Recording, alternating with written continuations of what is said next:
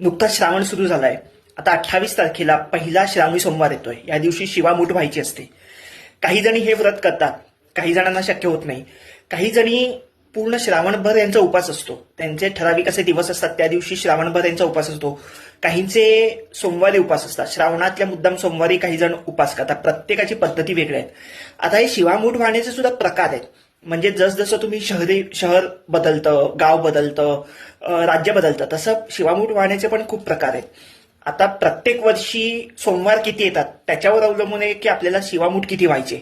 आता काही वर्षी 4 येतात, काही वर्षी 5 येतात. आता ह्या वर्षी 4 सोमवार आलेत. 28 तारखेला पहिला सोमवार आहे. त्याच्यामुळे 28 जुलैला आपल्याला पहिलं जे धान्य आहे ते तांदूळ आहे. त्याच्यानंतरचं जे धान्य आहे ते आहे तीळ, त्याच्यानंतर आहे मूग, त्याच्यानंतर आहे जवस. अशी 4 धान्य म्हणजे 4 सोमवार येतील, 4 श्रावणी सोमवार येतील. त्याच्यावेळी जर तुम्हाला हे व्रत करायचं असेल तर ही 4 धान्य तुम्हाला व्हायची आहेत. आता व्हायची म्हणजे काय करायचं, तर असं कंपल्सरी नाहीये, अशी जबरदस्ती नाहीये की तुम्हाला शिवामूठ वाहण्यासाठी सकाळी उठून देवळात जा, असं कंपल्सरी नाही, असं कुठे लिहिलेलं नाही. कारण सोमवार आहे, त्यातून श्रावणी सोमवार आहे. त्याच्यामुळे साहजिकच देवळात खूप गर्दी असेल. तुमचा नंबर कधी लागेल माहीत नाही. त्याच्यामुळे जर तुम्हाला शक्य नसेल देवळात जाणं, तर तुम्ही घरी बसून प्रत्येकाच्या घरात शंकराची पिंडी असते, महादेवाची पिंडी असते, त्याच्यावर तुम्ही शिवामूठ वाहू शकता. त्याच्यामुळे असं कंपल्सरी नाही की तुम्ही देवळातच व्हा तरच तुम्हाला पुण्य लाभणार आहे, असं काही नाहीये.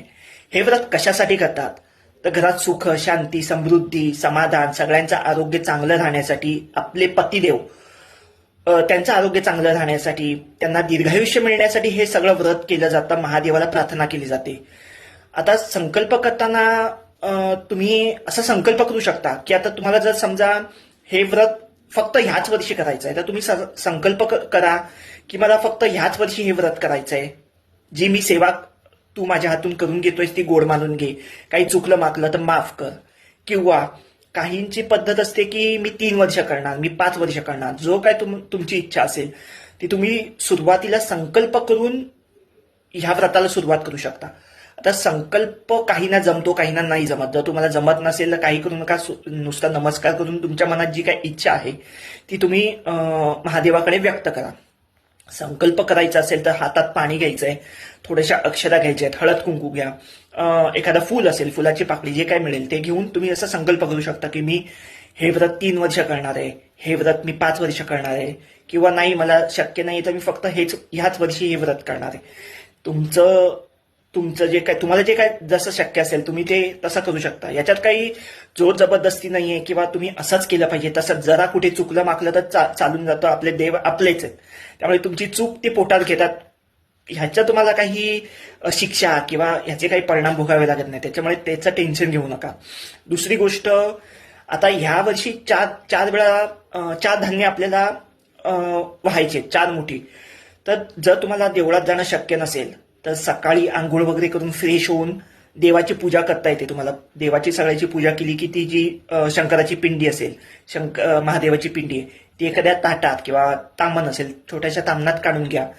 त्याच्यावर तुम्हाला अभिषेक सुद्धा करता येतो. शिवमहिम्न किंवा रुद्राभिषेक, जे तुम्हाला जर वेळेचं शक्य असेल तर. कारण आत्ताचा काळ कसा आहे की स्त्री ही सकाळी उठून 9 वाजताची ट्रेन पकडायची असते, 9 वाजता त्यांना गाडी पकडायची असते, कामाला जाते.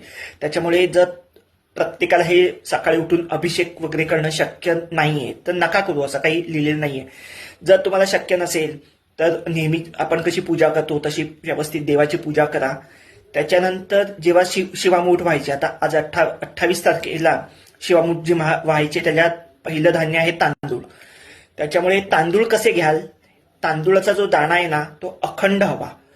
3 मुठी ह्या व्हायच्या असतात. त्याच्यामुळे ह्या ज्या तांदूळ तुम्ही वाहणार आहात त्या आधी एखाद्या ताटात काढून घ्या.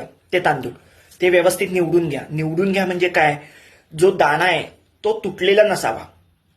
कारण आपण अक्षता देवाला वाहतो, ते प्रत्येक दाणा हा सरळ अखंड दाणा असेल तर चांगलं आहे.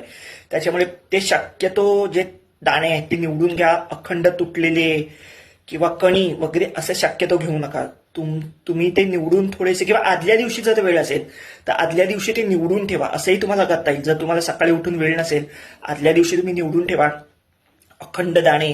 ते व्यवस्थित 3 मुठी काढून ठेवा. आता ती शिवामूठ जेव्हा व्हाल तेव्हा हे दाणे कोरडे असतात.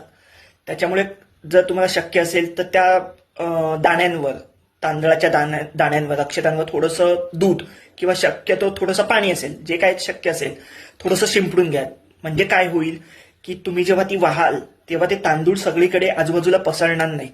ते व्यवस्थित पिंड असेल, पिंडीच्या बाजूलाच किंवा पिंडीवरच सगळे जातील. त्याच्यामुळे त्याच्यात थोडेसे ओले करून घ्या असं मला सांगायचंय. मग त्याच्यात तुम्ही थोडंसं तांदूळावर थोडंसं दूध किंवा पाणी शिंपडून घ्या. ती 3 मुठी जेव्हा व्हाल तेव्हा काय मंत्र म्हणायचा. आता मंत्र चिक्कार आहेत, खूप पुष्कळ आहेत मंत्र, काहीही म्हणू शकता. जर शक्य नसेल, काहीच शक्य नाहीये, तर सरळ साधा ओम नमः शिवायचा जप करा. तो जप करता करता 3 वेळा 3 मुठी तुम्हाला त्या तांदळावर तुमच्या पिंडीवर व्हायच्या आहेत. वाहून झाल्यावर शक्य असेल तुम्हाला आरतीही करता येते. मी हे मुद्दाम सांगतो की जर तुम्हाला वेळ असेल तरच. जर वेळ नसेल, सकाळी उठून पटकन तुम्हाला कामाला जायचं आहे, तर फक्त तुम्ही व्यवस्थित पूजा करून 3 मुठी तांदूळ वाहून सगळं नैवेद्य वगैरे दाखवून तुम्ही जाऊ शकता. आता पुढची गोष्ट येते की हे सगळं शिवामूठ वगैरे सगळं वाहिलं, सगळं झालं, पण नंतर त्या तांदळाचा किंवा त्या अक्षतांचं करायचं काय. त्या सगळ्या उचलून बाहेर गरीबाला दान करायच्या का? अजिबात नाही. अशी चूक अजिबात करू नका. का करू नका? कारण हे जे व्रत केलंय, कशासाठी केलंय? व्रत जे केलंय ते तुम्ही तुमच्या सुखासाठी म्हणा, तुमच्या घरातल्या सुखांसाठी, तुमच्या पतिदेवांच्या सुखासाठी, त्याचं सगळं व्यवस्थित पुढे व्हावं, त्याच्या आरोग्यासाठी हे व्रत केलंय. मग हे जे तांदूळ आहेत किंवा हे जे अक्षत आहेत त्या उचलून तुम्ही एखाद्या गरीबाला दान करताय, तर ह्याचं जे पुण्य आहे, ह्याचा जो लाभ आहे, ह्याचं फळ तुम्ही गरीबाला देताय असं होतंय ते. ह्याचं जे तुम्ही एवढे बसून मनोभावी पूजा केली, सगळं जी शिवामूठ वाहतायत, त्याचं पुण्य, त्याचा फायदा स्वतःला झाला पाहिजे, तुमच्या घरच्यांना झाला पाहिजे. त्याच्यामुळे शक्यतो हे तांदूळ उरलेले किंवा या ज्या अक्षर आहेत शक्यतो बाहेर न देता तुम्ही घरात वापरू शकता. आणि घरातल्याच लोकांनी वापरा. अगदी तुमच्या नातेवाईकांना सुद्धा देऊ नका. घरातले म्हणजे तुम्ही नवरा बायको 2 मुलं असतील तुम्हाला, तर तुम्ही 4 जणांनी तुमच्या 4 जणात तुम्ही ते घेऊ शकता. मग त्याचा भात करून खाऊ शकता, तांदळाचा कुठलाही पदार्थ करून तुम्ही खाऊ शकता, पण घरातल्यांनीच खा. अगदी माझी मावशी आहे, माझी आत्या आहे अशाही बाबतीत नको. कारण ते पुण्य त्यांना जाणार, तो फायदा त्यांना जाणार. म्हणून सांगतोय की असं नको असेल तर ते जे तांदूळ असेल ते तुम्ही घरात वापरा.